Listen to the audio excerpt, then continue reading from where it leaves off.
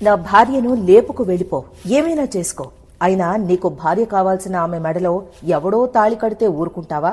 నీకు మగతనం లేదా అంటూ ఇన్నాళ్లు ఆదిత్యను రెచ్చగొట్టాడు దేవ. అటు మిథున ఆదిత్యను ప్రేమ పిచ్చోణ్ణి చేస్తే, ఇటు దేవ మిథున నీదే అంటూ ఆశలు కల్పించాడు. చివరికి ప్లేట్ తిప్పేయడంతో అతనిలోని రాక్షసుడు బయటకొచ్చాడు. మొత్తానికి దేవ మిథునను ప్రేమిస్తున్న విషయాన్ని బయటపెట్టాడు. ఐ లవ్ యూ మిథున అని అరిచి చెప్పాడు.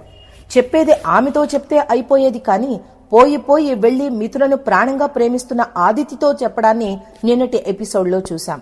ఇక ఈ రోజు రాత్రి ప్రసారం కాబోయే ఎపిసోడ్లో ఏమైందంటే, మిథున కోసం ప్రేమగా మల్లెపూలు తీసుకువస్తాడు దేవ. ఆ మల్లెపూలను చూసి ఉప్పొంగిపోయిన మిథున, ఈ పువ్వులు ఎందుకు తీసుకొచ్చావు? నాపై ప్రేమతోనే తెచ్చావని నోరు తెరిచి చెప్పు అని అడుక్కుంటుంది. అయితే ఆమె ఎంత అడుక్కున్నా దేవ మాత్రం నోరు తెరవడు. చెప్పాలని ఉంది, గుట్టు విప్పాలని ఉంది అని లోలోపలే అనుకుంటూ, నిన్ను బాధ పెట్టాననే పశ్చాత్తాపం వెంటాడుతోంది మిథున.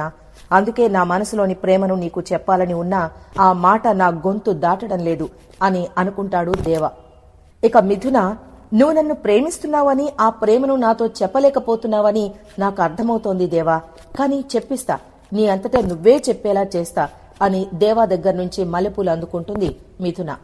అదేంటో కాని బయట మనకేమో మల్లెపూలు కవర్లలో వేసి ఇస్తారు. ఈ సీరియల్స్, సినిమాలలో మల్లె పువ్వులు ఆకుల్లో కట్టి ఇస్తారు. నిజానికి ఇప్పుడెవరో ఆకుల్లో కట్టి ఇవ్వడం లేదు కదా. మరి దేవాకెలా దొరికాయో ఈ ఆకులో కట్టిచ్చే మల్లెపూలు? ఆ తర్వాత ఆ మల్లెపూలను దేవుడి దగ్గర పెట్టేసి వెళ్లిపోతుంది మిథున. అది చూసిన దేవా, అదేంటి మిథున, పువ్వులు నీకోసం తీసుకొస్తే అక్కడ పెట్టేశావు అని అడుగుతాడు. నువ్వు నా కోసం ఎందుకు తీసుకొచ్చావో చెప్పనప్పుడు నేనెందుకు తీసుకుంటాను? నీ మనసులో భావనను నాకు చెప్పు. అప్పుడు ఆ పూలను తీసుకోవడమే కాదు, నీ చేతులతోనే నా తల్లో పెట్టించుకుంటాను అని మళ్లీ అడుక్కోవడం స్టార్ట్ చేస్తుంది మిథున. అయితే దేవ నోరు విప్పడు. దాంతో మిథున, మనసులో ఇంత ప్రేమ పెట్టుకుని నా కోసం మల్లెపూలు తీసుకొచ్చి ఎందుకు ఆ మాట చెప్పడానికి ఇబ్బంది పడుతున్నావు? నువ్వు చెప్పే వరకు ఎదురు చూస్తూనే ఉంటాను అని మనసులో అనుకుంటూ, సరే చెప్పవు కదా అని అక్కడి నుంచి వెళ్లిపోతుంది మిథున. నీకోసం ఫస్ట్ టైం పువ్వులు తీసుకొచ్చాను మిథున. ఆ పువ్వులు పెట్టుకుంటే నీ కళ్లలో కనిపించే వెలుగు చూడాలని అనుకున్నాను. నా మనసులో మాట నీతో చెప్పాలని ఉన్నా చెప్పలేకపోతున్నాను అని తనలో తాను మాట్లాడుకుంటాడు దేవ. ఇక దేవ మిథునను ప్రేమిస్తున్నాను, జీవితాంతం ఆమెతోనే కలిసి ఉంటాను అని అన్న మాటల్ని తలుచుకుని రగిలిపోతూ ఉంటాడు ఆదిత్య. నా ప్రాణానికి ప్రాణమైన మిథునను నువ్వెతుకుపోతూ ఉంటే నేను తాగుబోతులా మారి దేవదాసులా తిరగాలా? మిథునను ప్రాణంగా ప్రేమించాన్రా. మా పెళ్లి పీటల వరకు వచ్చి నీ వల్లే ఆగిపోయింది. నువ్వు మా మధ్యలోకి రాకపోతే మిథున నా భార్య అయి ఉండేది. నా భార్యతో నేను హ్యాపీగా ఉండేవాణ్ణి. ఇప్పటికీ ఎప్పటికీ ఈ జన్మకి మిథున నా భార్యరా. మా మధ్యలోకి వచ్చిన వాణ్ణి ఈ భూమి మీద ఉండనివ్వను అని గన్ తీసుకుంటాడు ఆదిత్య. ప్రాణం పోయే వరకు మిథున చేతిని పట్టుకునే ఉంటానని అన్నావు కదా, అందుకే నీ ప్రాణమే తీసేస్తా. రేయ్ దేవా, నీ ప్రాణాల్ని ఎముడ్లా పట్టుకుపోవడానికే వస్తున్నా అని అంటాడు ఆదిత్య. ఇక మిథున ఫ్యామిలీతో కలిసి ఆనందంగా ఉండడాన్ని చూసి తెగ సంబరపడిపోతాడు దేవ. ఇన్నాళ్లు దేవాని చూసి మిథున సాంగులు వేసుకుంటే, ఇప్పుడు మిథునను చూసి దేవ చూస్తున్నా చూస్తున్నా కనురప్పైన పడనీక అంటూ సాంగ్ వేసుకుంటాడు. ఇక ఇద్దరూ ఒకరినొకరు చూసుకుంటూ కళ్ల కాపురం చేసుకుంటూ ఉంటారు. అటు ఆదిత్య గన్ పట్టుకుని వస్తున్నా, నేనే వస్తున్నా, వద్దంటే వదిలేస్తానా అంటూ మరో సాంగ్ వేసుకుంటాడు. ఇక వీళ్లు కళ్ల కాపురంలో మునిగి తేలిపోతూ ఉంటే ఇంతలో హరివర్ధన్ వచ్చి దేవ వెనుకే నిలబడతాడు. కంగారైపోయిన దేవ అక్కడ్నుంచి వెళ్లబోతూ తూలి పడబోతుంటాడు. అతన్ని పట్టుకుంటాడు హరివర్ధన్. ఆ సీన్ భలే ఉంటుంది. మిథునైతే నోరెళ్లబెట్టేస్తుంది.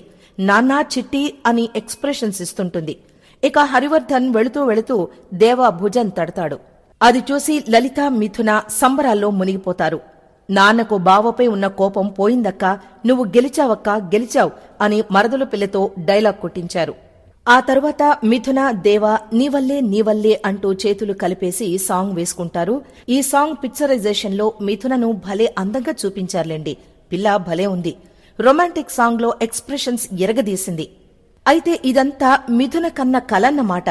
అయితే సీన్ లో చిన్న చేంజ్ ఏంటంటే, హరివర్ధన్ కి బదులుగా ఆదిత్య వస్తాడు. అటు త్రిపుర పరిస్థితి చేయిదాటిపోయేట్టుంది. వెంటనే ఏదోటి చెయ్యాలి. ఆ సూర్యకాంతం ఇంటి డాక్యుమెంట్స్ కొట్టేసిందో లేదో కనుక్కోవాలి అంటూ ఫోన్ చేస్తుంది. మీరేం చేస్తారో నాకు తెలీదు, డాక్యుమెంట్స్ కొట్టేసి బ్యాంకులో తాకట్టు పెట్టాలి అని ఆర్డర్ వేస్తుంది త్రిపుర. దాంతో సూర్యకాంతం మొగుణ్ణి నిద్రలేపి సత్యమూర్తి గదిలో ఉన్న డాక్యుమెంట్స్ ని దొంగతనం చేయిస్తుంది. ఆ డాక్యుమెంట్స్ చేతికి రావడంతో, బాబూ దేవా, మిథునతో నీ జీవితం ముక్కలు చెక్కలు చేయడానికి అస్త్రం దొరికేసింది. మేం ఇంటి రూపంలో నిప్పు పెడుతున్నాం. దెబ్బకి నువ్వు అత్తింటిని వదిలి పుట్టింటికి రావడానికి రెడీగా ఉండు అనంటుంది సూర్యకాంతం. అటు ఆదిత్య దేవాతో మాట్లాడే పనుందని బయటికి తీసుకొస్తాడు.